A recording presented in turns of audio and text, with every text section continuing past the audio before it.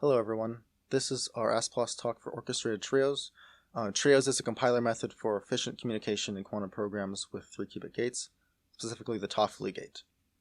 So I'm Casey Duckering. This is joint work with Jonathan Baker, Andrew Lydekin, and Fred Chong. And you can read the paper at this archive link or through the conference. Okay, so for this talk, I'm going to give a little bit of background on quantum compiling and quantum in general. Then I'll talk about the two halves of our paper. The modified pass structure, where we modify the order and structure of passes in our quantum compiler, and then the device-aware pass, where now that we've modified these passes, we can do some more device-aware decomposition at the end. And then I'll talk a bit about how we evaluate our compiler methods. Okay, so what is a quantum circuit? So you may have seen this before. So these are quantum gates. These are arbitrary single qubit gates, which I won't get into for this talk, but they're relatively easy compared to 2-qubit gates. And so they don't matter as much as the C0 gates, which are entangling 2-qubit gates between qubits. And so this is a 3-qubit circuit where you have 3 physical devices, 1, 2, 3, and then you apply gates to them over time, modifying the values in place. So this is in contrast to a classical logic circuit where you have wires with inputs, and then you have wires that are outputs in space, and you have fan in and fan out. And these are implemented normally in a chip. They're implemented in space, so these are both spatial dimensions, and then signals propagate over time. But in quantum programs, we don't have fan in and fan out, and that will greatly affect communication and how we move data around on a quantum chip. So what I'll talk about most in this work is the Toffoli gate, which is a common primitive in many algorithms, which is equivalent to the AND gate. So if this qubit's a 1 and this qubit's a 1, then it will toggle this target qubit. Otherwise, it will do nothing. And it can do this in superposition. And this circuit here is equal to this Toffoli gate, where if you perform this sequence of 1 and 2-qubit gates, you will get the equivalent to this 3-qubit Toffoli gate. And most hardware can only implement 1 and 2-qubit gates, and so we have to, if we want to do a Toffoli gate, we have to do all of these gates here. So building from these basic blocks, we can have larger quantum programs. So this is just an example of what some subcomponent of a larger quantum program might look like, where you have a mix of Toffoli gates, other 2-qubit gates, and single qubit gates. So the typical compiler flow takes your bigger circuit, here I'm drawing as a single Toffoli, decomposes it into and flattens into all 1 and 2-qubit gates that are your actual microinstructions you can run on hardware. But you can't actually do every C0 between every pair of qubits. For example, if your 3 qubits for this circuit are 2, 6, and 19, you can't do a C0 between them because there's no physical connection between them. The circles here are physical qubits on a chip, and the lines are connections between them that allow C0s. So we have to use communication or swap gates to move the data to other qubits so that they're next to each other and we can perform a C0 gate. And the way typical compilers do it after they decompose into these microinstructions is they have to do many extra swap gates because they're using heuristics based on looking at the gates in sequence and end up moving qubits back and forth unnecessarily. And they use heuristics because finding the optimal solution for large circuits such as this is impractical with optimal solvers. So for this work, we propose switching the order of these, where we'll decompose a circuit to just the Toffoli gate, to an intermediate level of instructions that includes the Toffoli gate, and then do routing, which we can do more smartly because instead of routing pairs together, we're routing triplets near each other on the device. And now that we know exactly which 3 qubits we will actually execute the Toffoli gate on, we can use a better decomposition of it that's more efficient. And I'll get into details of how these work later in the talk. Okay, so let's start with the first half of the talk, the compiler pass structure. So the typical simplified flow of quantum compiler is you take an input program, something like this. It might be built of a larger blocks made of smaller blocks, eventually getting down to Toffoli and CNOT gates. And the first step to unroll and decompose this is to flatten everything into the basic instructions that you can run on hardware, typically 2-qubit CNOT gates and arbitrary single qubit gates.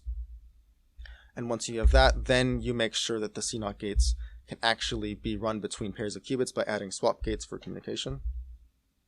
And then you actually, once you have that flat sequence of valid gates for your hardware, you can turn that into a schedule of analog pulses that will be sent over microwave cables to run on your hardware. So we propose in this paper splitting this decompose pass into 2 passes, where the first pass is similar to the first, but stops decomposing at an intermediate level of instructions, including Toffoli and other 3-qubit gates. And then you do routing as normal, but you can now have the 3-qubit Toffoli gates to improve the routing heuristics and route things closer together with less of the back and forth of all these CNOTs here. And then once you've done that, you finish off your decompose step. But this pass now has more information about where these gates will actually run, so it can choose a better version of the decomposition. And then finally, you still get an executable circuit at the end. So how does this routing pass actually work? So you start, say this is some intermediate part of the program, and you get to this Toffoli that you want to route. So the qubits currently are mapped to these colored circles, so 19, 2, and 6, and you need to get them near each other to be able to execute each of these CNOTs in sequence. So you start by moving them closer to each other, moving them. Okay, so now we can do this first CNOT, and this yellow qubit keeps moving in the meantime. And then, okay, so now we need to do the second CNOT, so this red one needs to move towards the yellow. So it goes and moves over here, does the CNOT. Okay, so the next CNOT is this one again, so we need to move the red back to the purple. So move that up here, do that CNOT. Now we need to do it back over here, so we move the red qubit back, do that CNOT, and now we need to do this last one so we need to swap those, and then do these last 2 CNOTs. So you can see that the red qubit moved way more than it had to. This is an extreme case, but this commonly happens. So for our method, for our compiler, instead we take all 3 of them and we route them at the same time. So for this Toffoli gate, we route the red, purple, and yellow into neighboring qubits. So we move them, move, and now we can perform all the CNOTs required for this Toffoli. And then it's done. And we save quite a bit on swaps. Okay, now I'll talk about the second part of our paper, the device-aware pass, decompose pass, where now that we've split the pass into 2 pieces, the second pass now has information from the routing pass and can decompose based on which physical qubits it's actually being run on. So there's many different architectures for quantum computers depending on technology and the engineering involved. So we mostly look at the IBM Johannesburg device, which is a grid of qubits with sparse connections between them. And these sparse connections reduce the effect of crosstalk, which is unwanted communication and noise between qubits that cause errors in your circuit. Other devices like a dense 2D grid are possible. Google's architectures are similar to this. And then we can also have fully connected clusters, which corresponds to more of a modular ion trap kind of device, where each cluster is a chain of ions where you can do a CNOT between any pair in that chain, but then you have to communicate between these chains if you want to do CNOTs between, say, this 4 and 6. Then you have to swap it from one chain to the other chain. And then the other extreme, just for our evaluation, we look at a linear, which requires lots and lots of communication for any CNOTs we want to do. So depending on which architecture we're on, we might get this nice situation where every qubit in our Toffoli can do a CNOT between it, and we can perform the ideal 6 CNOT version of the Toffoli. However, we're commonly in this case where the architecture is sparse for engineering reasons, and we can only do 2 of the 3 CNOT gates without a swap. So normally the way the compiler would handle this is it sees that it can't do this red CNOT, so it would add a swap gate here and here. And each swap gate is normally implemented with 3 CNOT gates, and so that results in a total of 12 CNOT gates for this Toffoli if run on this sparser hardware. However, if we know that we're running on qubits 0, 1, and 5, and we know that they have these 2 connections, we can decompose to this lesser known 8 CNOT decomposition, which does the exact same operation, Toffoli operation as the 6 CNOT one, but doesn't require the red CNOT. And so we can execute it with 2 extra CNOTs, but without any swap gates. So we total 8 CNOTs instead of a total of 6 plus 6 or 12 CNOTs. Okay, so now I'll talk about how we evaluate our work on real hardware and in simulation. So we use a couple metrics for our evaluation. A good metric for that's device independent is gate count, and just once you've routed and mapped your circuit, how many instructions do you have? Because every instruction contributes to possible error in your circuit and loss of success. But this doesn't take into account errors on the device that could affect your success rate. But this is a good way to compare compilers. And then we also have shot success rate, where you run normally quantum programs are run many times to accumulate statistics over the results. And so if you have a higher success rate, then you can get better results from those measurements. And so this is a better overall test, and this is a better just compiler performance test, independent of the hardware. So our first evaluation is on IBM Johannesburg quantum device, where we take 3 randomly chosen qubits on the device, and we perform a Toffoli between them and measure the success. And so each of these sets of bars here is between these pairs, so 6, 17, and 3 are the qubit IDs, according to the picture I showed before. And this distance here is the swap distance to get the 3 of them together. And so the pink is our result compared to the black Qiskit baseline, and we show the fraction of probability of success that we do better. So you can see that we most of the time do better, and some of the time do slightly worse, but on average get better than 22% better than the baseline. So just to see the 2 halves of our work, where the benefit comes from, we look at what if we don't apply the trios method of splitting the decompose step, but always blindly decompose to the 8 CNOT Toffoli, and we see that on average it actually does worse because you added 2 extra CNOTs and you're still doing all those extra swaps. However, if you always use the 6 CNOT Toffoli but split the decompose pass, it does get 16% improvement because it's reducing swaps, but still using the 6 CNOT Toffoli, so it needs a couple swaps at the end that are unnecessary. And then so you get the final benefit of an extra 6% from the fact that you can use the architecture-aware decomposition of the Toffoli. And so our overall improvement, this is the raw success rate of 41% of the time we get a correct output to 50% on average, which is a very big improvement for these sorts of devices. Okay, so that's a great proof of concept for a single Toffoli on real hardware, but we want to see if this actually works for application level for benchmarks. So we look at some mid-sized benchmarks of a variety of ones that are more parallel structured, more linear structured.